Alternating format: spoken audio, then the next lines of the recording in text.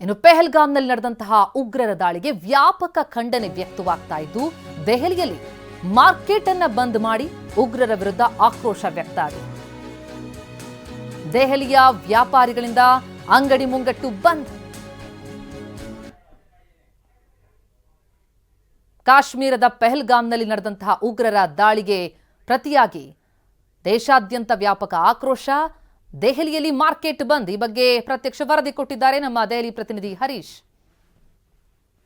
ನಾನಿವತ್ತು ದೆಹಲಿಯ ಖಾನ್ ಮಾರ್ಕೆಟ್ ಬಳಿ ಇದ್ದೇನೆ. ಇಲ್ಲಿ ಮಾರ್ಕೆಟ್ಗಳನ್ನು ಬಂದ್ ಮಾಡಿ ಈ ಒಂದು ಘಟನೆ ಏನಿದೆ ದುಷ್ಕೃತ್ಯವನ್ನ ಖಂಡಿಸಿದ್ದಾರೆ. ನಾನೀಗ ದೆಹಲಿಯ ಮಾರ್ಕೆಟ್ನಲ್ಲಿದ್ದೇನೆ. ನೋಡ್ತಾ ಇರ್ಬೋದು, ಇಡೀ ದೆಹಲಿಯ ಖಾನ್ ಮಾರ್ಕೆಟ್ ಸಂಪೂರ್ಣವಾಗಿ ಬಂದ್ ಆಗಿದೆ. ತುರ್ತು ಅಗತ್ಯ ವಸ್ತುಗಳನ್ನು ಖರೀದಿಗೆ ಇರ್ತಕ್ಕಂತಹ ಅಂಗಡಿಗಳನ್ನು ಓಪನ್ ಮಾಡಿರೋದು ಬಿಟ್ಟರೆ ಇನ್ನು ಉಳಿದಂಥ ಎಲ್ಲ ಅಂಗಡಿ ಮುಂಗಟ್ಟುಗಳನ್ನು ಬಂದ್ ಮಾಡಿ. ಕಂಗ್ರ್ಯಾಚುಲೇಷನ್ಸ್. ಯಾರು ಹುಡುಗ? ಮದುವೆ ಅಲ್ಲ, ಬಿಸ್ನೆಸ್ ಸ್ಟಾರ್ಟ್ ಮಾಡ್ತಾ ಇದ್ದೀನಿ. ಹೌದಾ? ಹೇಗೆ? Boss Vala B the boss. ಈ ಒಂದು ಘಟನೆಯನ್ನು ಉಗ್ರರ ದುಷ್ಕೃತ್ಯವನ್ನ ಖಂಡಿಸ್ತಾ ಇದ್ದಾರೆ. ನೋಡ್ತಾ ಇರ್ಬೋದು, ಇಲ್ಲಿ ಒಂದು ಡಾಕ್ಟರ್ ಕ್ಲಿನಿಕ್ ಏನಿದೆ ಇದೊಂದು ಮಾತ್ರ ಓಪನ್ ಇದೆ.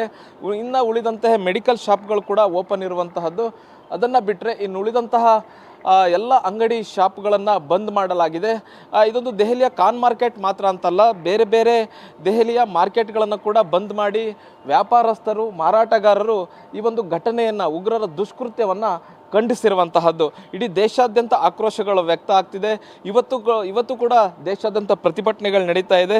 ಇವತ್ತು ಕಾಂಗ್ರೆಸ್ ಕೂಡ ಒಂದು ದೊಡ್ಡ ಮಟ್ಟದ ಖಂಡನ ಪ್ರತಿಭಟನೆಯನ್ನು ಹಮ್ಮಿಕೊಂಡಿರುವಂತಹದ್ದು. ಇಡೀ ದೇಶಾದ್ಯಂತ ಕಾಂಗ್ರೆಸ್ ಕಾರ್ಯಕರ್ತರು ಇವತ್ತು ಸಂಜೆ ಕ್ಯಾಂಡಲ್ ಮಾರ್ಚ್ ಮಾಡಬೇಕು ಅನ್ನುವಂಥ ನಿಟ್ಟಿನಲ್ಲಿ AICC ಆದೇಶವನ್ನು ಮಾಡಿದೆ. ಹಾಗಾಗಿ ಇಡೀ ದೇಶಾದ್ಯಂತ ಎಲ್ಲ ಜಿಲ್ಲೆಗಳಲ್ಲಿ ಕೂಡ ಕಾಂಗ್ರೆಸ್ ಹೋರಾಟವನ್ನು ಮಾಡ್ತಿರುವಂತಹದ್ದು. ಇನ್ನೂ ಮುಖ್ಯವಾಗಿ ಒಂದು ಕಡೆ ಪೆಹಲ್ಗಾಮ್ನಲ್ಲಿ ಆಗಿರ್ತಕ್ಕಂಥ ದಾಳಿಗೆ ಪ್ರತೀಕಾರವಾಗಿ ಭಾರತೀಯ ಸೇಡನ್ನು ತೀರಿಸ್ಕೊಳ್ಬೇಕು ಅನ್ನುವಂತಹ ನಿಟ್ಟಿನಲ್ಲಿ ಇಡೀ ದೇಶದ ಜನರು ಆಕ್ರೋಶವನ್ನು ವ್ಯಕ್ತಪಡಿಸ್ತಾ ಇದ್ದಾರೆ, ಆಗ್ರಹವನ್ನು ಮಾಡ್ತಾ ಇದ್ದಾರೆ. ಕ್ಯಾಮ್ರಾ ಪರ್ಸನ್ ಅಜಯ್ ಜೊತೆಗೆ ಹರೀಶ್, TV9 ನವದೆಹಲಿ.